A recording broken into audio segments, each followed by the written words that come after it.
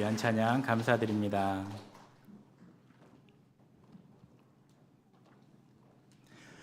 오늘 이 저녁 함께 예배드리는 여러분들에게 하나님의 은혜와 평강이 함께 하시기를 바랍니다.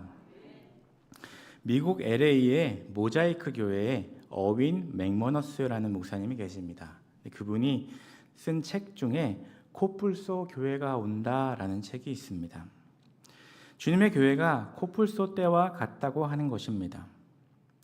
코뿔소는 2에서 3톤이 넘는 거대한 몸집에 큰 뿔을 가진 동물입니다. 그런데 그 육중한 몸에도 불구하고 일단 뛰기 시작하면 놀랍게도 최고 속도가 시속 50km나 된다고 합니다. 그런데 문제는 이 코뿔소가 근시여서 최대 시야가 9m 정도밖에 되지 않는다는 것입니다. 그 엄청난 덩치를 가진 코뿔소들이 떼를 지어서 시속 50km로 막 달리기 시작하면, 그런데 10m 앞도 보지 못한다면 어떻게 되겠습니까? 코뿔소는 자기 앞에 뭐가 있든지 무슨 장애물이 있든지 전혀 신경 쓰지 않고 그냥 뛰어갑니다. 그들이 달릴 때 그 앞에 있는 동물들은 코뿔소들이 달려오면 알아서 비켜야지, 안 그러면 다 깔려 죽습니다. 요즘 불확실한 미래에 관해 걱정하느라 정작 아무것도 하지 못하는 사람들이 많습니다. 그러나 하나님의 사람들은 달라야 한다는 것입니다. 교회는 달라야 한다는 것을 그 책은 주장하고 있습니다. 바로 눈앞에서 보여주시는 하나님의 인도하심을 붙들고 코뿔소 떼처럼 거침없이 질주해 나갈 수 있는 사람들이 바로 우리들입니다.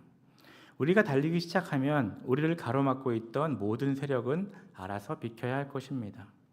하나님을 믿는 사람들은 때론 코뿔소 떼처럼 그렇게 앞으로 나아가야 하는 것입니다. 여호수아와 이스라엘 백성들은 여리고성과 아이성을 무너뜨리고 강대한 기브온의 항복까지 받아내서 조약을 체결했습니다. 그리고 이제 전열을 다시 가다듬고 가나안 남부와 북부 왕들의 엄청난 연합군들과 7년에 걸친 전쟁의 폭풍 안으로 다시 들어가게 됩니다. 쉽지 않은 적들에 맞서 싸워야 했던 여호수아의 모습에서 우리는 삶의 현장에서 하나님을 믿는 사람으로서 어떻게 나아가야 하는지를 배우게 됩니다. 마치 코뿔소 떼처럼 힘차게 앞으로 나아갔던 여호수아와 이스라엘을 통하여 주님이 주시는 교훈을 배우기 원합니다. 가나안 족속들과는 어떠한 조약도 맺음 없이 다 경멸하여야 했음에도 불구하고 이스라엘은 기브온 거민들의 속임수에 빠져서 화친을 맺는 우를 범했습니다.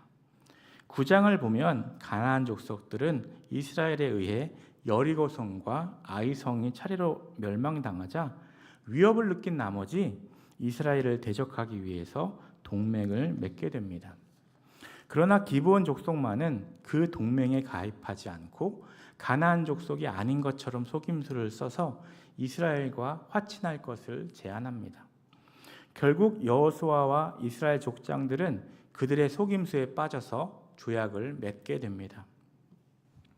가나안 땅 남부 지역의 강력한 성 중 하나였던 기브온이 이스라엘에게 항복했다는 소식은 당시 신문이 있었다면 제1면 헤드라인을 장식할 만큼 충격적인 소식이었습니다. 이스라엘의 공격에 맞서서 가나안의 주력 부대가 되어 앞장서야 할 기브온이 항복했다는 것은 가나안 민족들에게 큰 충격을 주었을 뿐 아니라 엄청난 배신감을 느끼게 해주었습니다. 오늘 말씀 1절에서 2절 말씀입니다.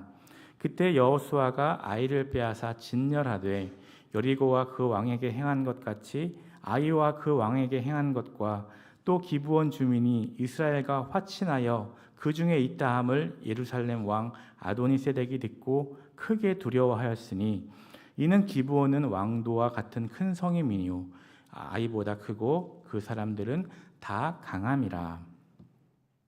이스라엘 군대에 의해 여리고성과 아이성이 함락되고 기브온은 항복한 상황입니다.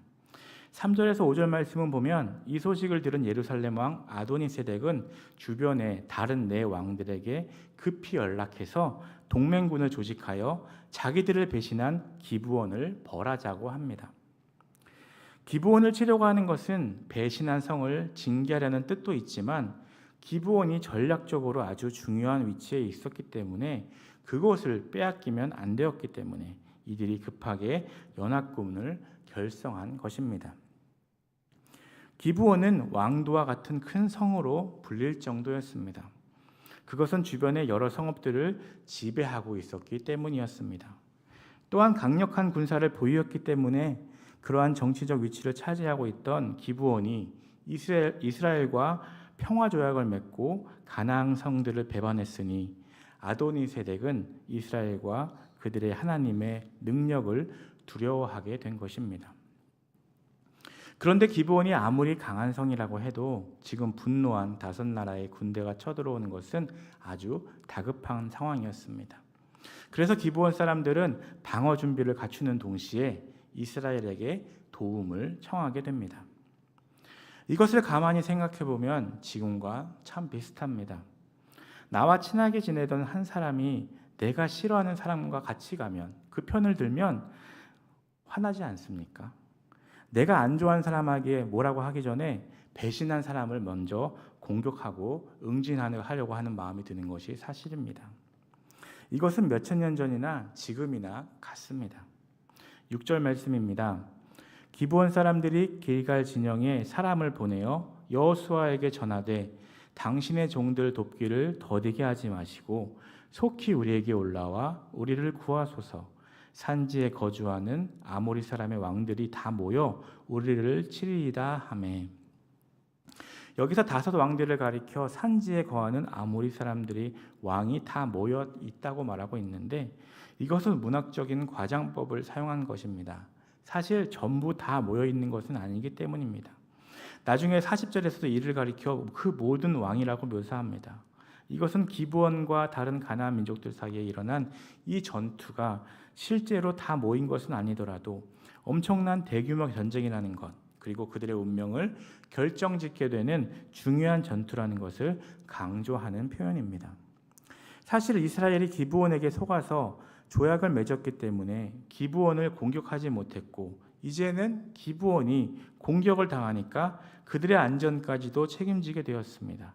이때 자칫 잘못하면 이스라엘 백성 가운데 다시 불평과 원망이 나올 수도 있는 상황입니다. 여호수아와 리더들이 잘못된 양속을 하는 바람에 이스라엘 전체가 책임을 뒤집어 썼기 때문에 지도자들에 대해 원망할 수도 있었고 또 자기들을 속인 기브온에 대하여 미움의 감정을 느낄 수도 있었습니다. 그런데 이러한 때 이스라엘은 어떻게 반응합니까? 7절 말씀을 우리 함께 읽겠습니다. 여호수아가 모든 군사와 용사와 더불어 길갈에서 올라가니라. 아주 간단합니다. 그냥 갔다는 것입니다. 여호수아와 이스라엘 백성이 이것을 귀찮게 여겼다는 기록은 나오지 않습니다. 속아서 화친한 것이라도 주님의 이름으로 약속했기에 깨끗하게 받아들이고 기브온이 공격을 당한다고 하니 밤에 잠도 안 자고 바로 달려나갔습니다. 이것은 이스라엘의 열정과 동시에 그들의 신실함을 보여주는 것입니다. 아무리 잘못된 약속이라도 주님의 이름으로 약속했기에 지켜야 한다는 것입니다. 그래서 기꺼이 나아가 이 일을 감당합니다. 사실 이스라엘 입장에서 보면 얼마나 귀찮은 일입니까? 속인 것도 모자라서 이제 도와달라고 하니 얼마나 귀찮고 속상합니까? 그런데 아무 말 없이 그냥 갑니다. 이 시대의 많은 경우 어떻게 해서든지 남의 일에 관여하는 것을 피하려고 합니다. 책임지려 하지 않습니다.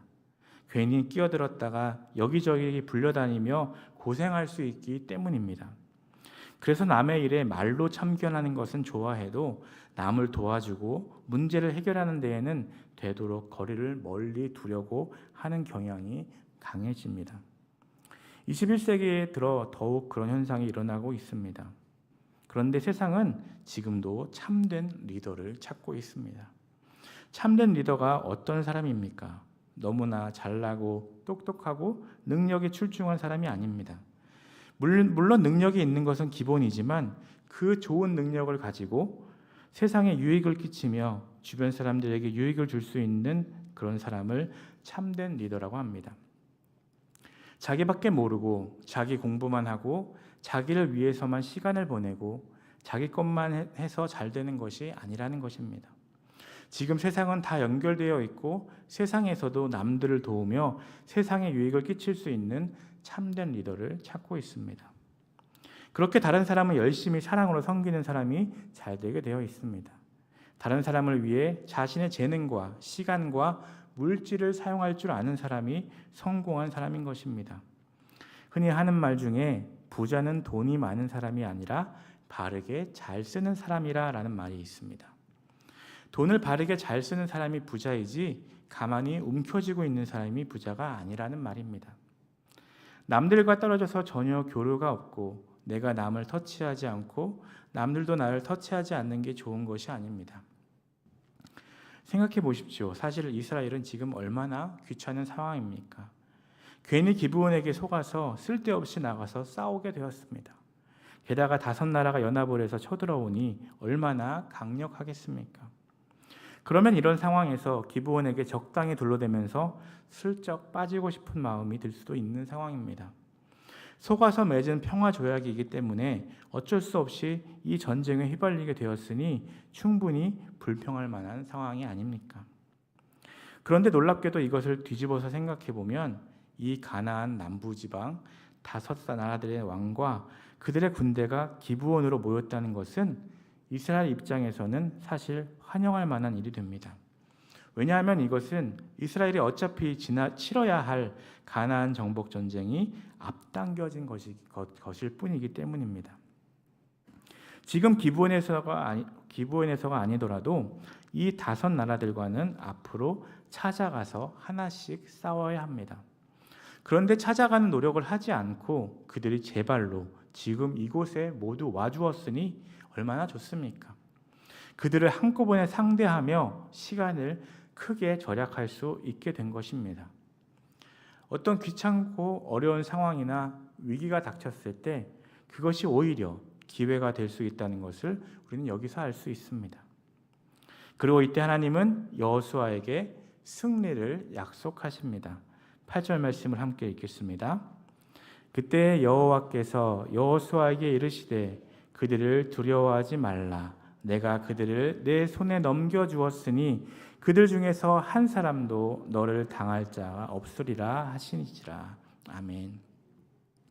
이것은 참 놀라운 일입니다. 그때라고 하셨는데 기브온의 연락을 받고 여호수아와 이스라엘 군대가 진치고 있던 길갈에서 기브온으로 갑니다. 그때 하나님은 두려워하지 말라. 내가 적군을 내 손에 넘겨주었다라고 하십니다. 하나님이 먼저 여호수아에게 걱정하지 마. 내가 내게 승리를 줄 테니까 올라가라 라고 하지 않으셨습니다.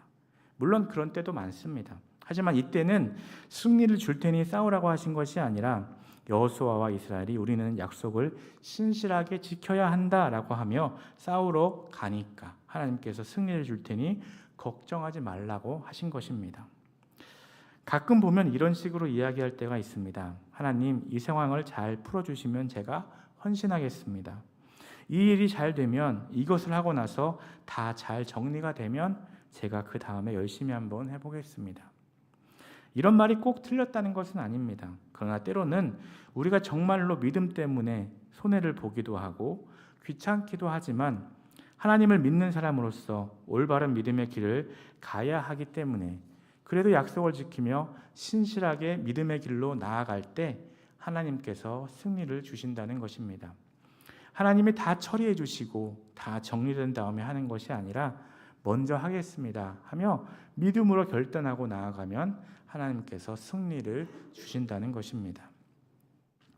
여기서 내 손에 넘겨주었다라고 하시는데 이것은 배달해서 너희 품에 안겨준다라는 뜻입니다. 가만히 있는데 와서 품에 안겨준다는 의미입니다. 이미 내가 승리를 보장해 주었으니 너는 가서 건져 올리기만 하면 된다. 받기만 하면 된다라는 것입니다. 약속의 땅 가나안에 들어가기 직전에 긴장하고 있던 이스라엘의 새 지도자 여호수아에게 하나님은 앞선 1장에서 두려워하지 말라 하시면서 내가 너와 함께하리라 약속을 해주셨습니다. 내가 약하면 작은 적도 무섭게 느껴집니다. 그렇지만 내가 강하면 큰 적도 무섭지 않습니다. 우리가 두려워하고 염려하는 이유는 사실 문제가 어렵거나 상황이 힘들어서가 아닙니다. 그것은 전능하신 하나님이 나와 함께 하신다는 확신이 없기 때문입니다. 그러나 함께 해주시겠다고 약속하신 하나님의 말씀을 신뢰하며 나아가는 사람은 승리를 맛보게 된다는 것입니다. 그것도 자기가 노력해서 간신히 하는 승리가 아니라 하나님이 품에 안겨주십니다.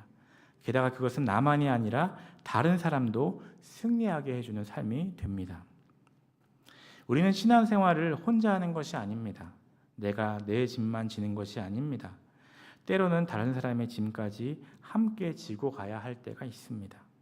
가깝게는 내 가족들을 돌보며 가족의 짐도 함께 지고 가는 것이고, 또 영적인 가족인 교회 식구와 마을 식구의 짐도 함께 지고 가는 것입니다. 함께 짐을 지는 가장 좋은 행동이 바로 기도입니다. 우리가 다른 형제 자매들의 짐을 어떻게 함께 지겠습니까? 우리가 문제를 어떻게 해결해 줄 수 있겠습니까?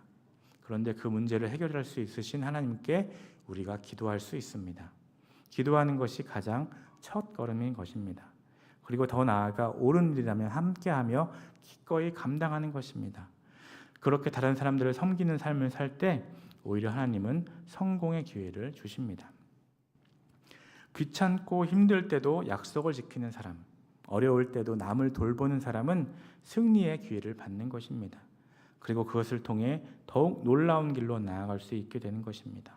엄청난 풍성함을 맛보게 됩니다. 이렇게 우리가 하나님께서 기뻐하시는 일을 할 때 하나님은 우리를 승리로 이끌어 주십니다. 하나님이 기뻐하시는 일은 다른 것이 아닙니다. 약속을 잘 지키는 것, 신실하게 살아가는 것, 정직하게 사는 것 등 단순한 일들입니다. 하나님께서 우리에게 승리의 약속을 주실 때 우리는 어떤 어려움도 이길 수 있습니다. 9절 말씀입니다. 여호수아가 길갈에서 밤새도록 올라가 갑자기 그들에게 이르니. 여호수아는 하나님의 약속을 붙잡고 전군을 소집하여 출정 명령을 내리고 그들은 밤새 올라가서 가나안 족속들을 기습 공격합니다.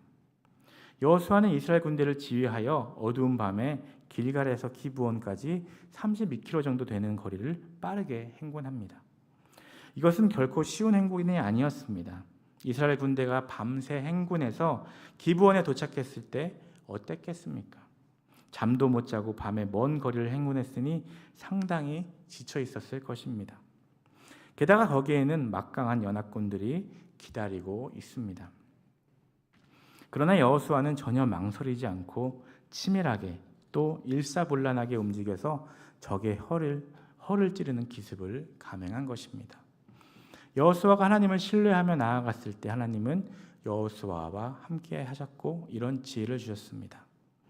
믿음으로 결단하고 약속을 지키며 신실하게 나아가는 사람에게 하나님은 곳곳에서 지혜를 주십니다. 가나안 민족들과 직접 싸운 것은 이스라엘 백성이었지만 사실 이 전쟁은 하나님께서 싸워주신 전쟁입니다. 전술적으로 보면 어떻습니까?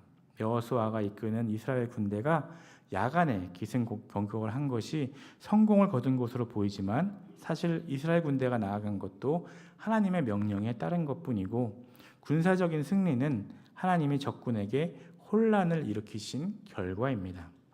10절에서 11절 말씀입니다. 여호와께서 그들을 이스라엘 앞에서 패하게 하심으로 여호수아가 그들을 기브온에서 크게 살육하고 벳호른에 올라가는 비탈에서 추격하여 아세가와 막게다까지 이르니라. 그들이 이스라엘 앞에서 도망하여 벳호른의 비탈에서 내려갈 때에 여호와께서 하늘에서 큰 우박덩이를 아세가에 이르기까지 내리심에 그들이 죽었으니 이스라엘의 자손의 칼에 죽은 자보다 우박에 죽은 자가 더 많았더라. 아멘. 여기 보면 주어가 누구입니까? 모두 여호와께서로 되어 있습니다. 주님께서 하셨다는 것입니다. 다섯 왕이 이끄는 군대가 하나님이 보내신 큰 우박으로 인해 크게 패한 것입니다. 심지어 칼에 죽은 자보다 우박에 죽은 자의 수가 더 많을 정도였습니다. 사람들이 모여 있는데 그런 우박이 마구 떨어진다면 얼마나 치명적이겠습니까? 이것은 이스라엘이 믿음으로 나아갈 때 어떤 결과가 나타나는지 눈으로 보게 하신 것입니다. 이스라엘 군대가 칼과 창과 활로 전장에서 이기는 것이 아니라는 말입니다. 칼로 찌르지 않아도 우박에 죽고 서로 밟혀서 죽는 사람들이 더 많았습니다. 지금 이 상황에서 상식적으로 생각하면 어떻습니까? 우리가 어떻게 저 연합군을 이겨? 말이 안 되는 이야기입니다. 그런데 왜 내가 가진 그 작은 능력만을 생각합니까? 우리가 어떤 일을 할 때 나는 안 돼라고 하거나 우리는 어차피 안 되니까 그냥 하지 맙시다라고 한다면 내가 가진 작은 능력만을 생각하는 것입니다. 그것을 넘어설 줄 알아야 합니다. 모든 것을 행하시는 분은 하나님이시고 우리는 그분의 도구로 쓰임받는 것입니다. 하나님의 손에 붙들려 사용된다는 것이 얼마나 영광스럽고 소중한 일인지를 깨닫는다면 말씀에 순종하며 주님을 신뢰하는 가운데 부르신 일들을 감당하게 되는 것입니다. 이때 하나님은 역사적으로 전무후무한 기적도 일으켜 주십니다. 12절에서 13절 말씀입니다. 여호와께서 아모리 사람을 이스라엘 자손에게 넘겨주시던 날에 여호수아가 여호와께 아뢰어 이스라엘의 목전에서 이르되 태양아 너는 기브온 위에 머무르라 달아 너도 아얄론 골짜기에서 그리할지어다 하매 태양이 머물고 달이 멈추기를 백성의 그 대적에게 원수를 갚기까지 하였느니라. 야살의 책에 태양의 중천에 머물러서 거의 종일토록 속히 내려가지 아니하였다고 기록되지 아니하였느냐. 여호수아가 전쟁에서 싸우다가 해가 떠 있으니까 태양과 달을 향하여 명령합니다. 태양은 기브온 골짜기에 달은 아얄론 골짜기에 머물라고 명령을 내리니 하나님께서 그 말을 들으시고 태양과 달이 하늘에 멈추어 서게 하셨다는 것입니다. 이 기적은 전무후무한 것이었습니다. 14절 말씀을 함께 읽겠습니다.